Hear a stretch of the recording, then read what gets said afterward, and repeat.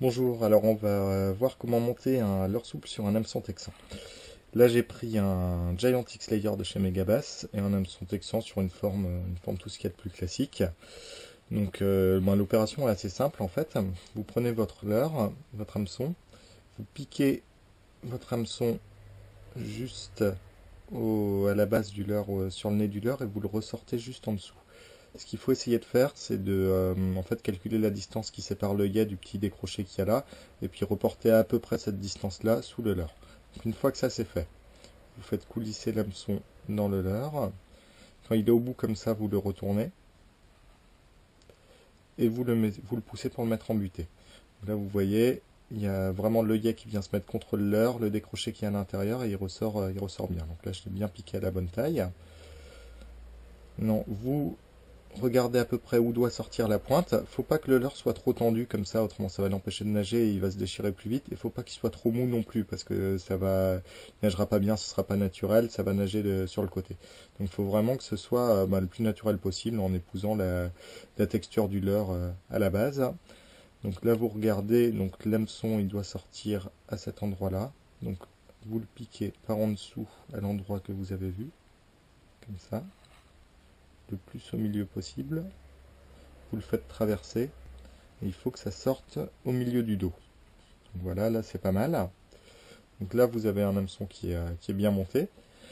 Si vous pêchez dans des obstacles, dans des endroits qui sont vraiment encombrés, ce que vous allez faire, c'est que vous allez donc tenir le leurre avec les deux doigts comme ça. Vous allez le pousser vers l'avant et rentrer la pointe à l'intérieur. Et voilà, pour l'assurer, pour qu'elle soit vraiment collée à l'intérieur du leurre. Donc ça fait que quand vous passez dans un herbier, sur un bout de bois, dans des goémons, des trucs comme ça, le leurre va pas s'accrocher. Maintenant, s'il y a un poisson qui prend le leurre, qui saisit du leurre, il va arriver comme ça. Il va appuyer, mettons qu'il le prenne vraiment plein travers, il va appuyer des deux côtés, ça va dégager la pointe, et là vous allez pouvoir le piquer, comme ça. Voilà.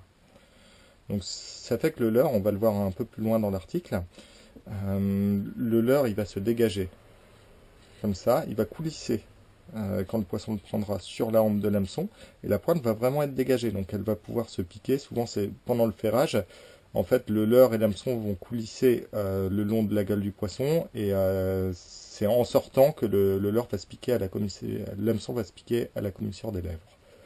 Donc voilà, c'est vraiment tout simple. Je vous refais l'opération une fois.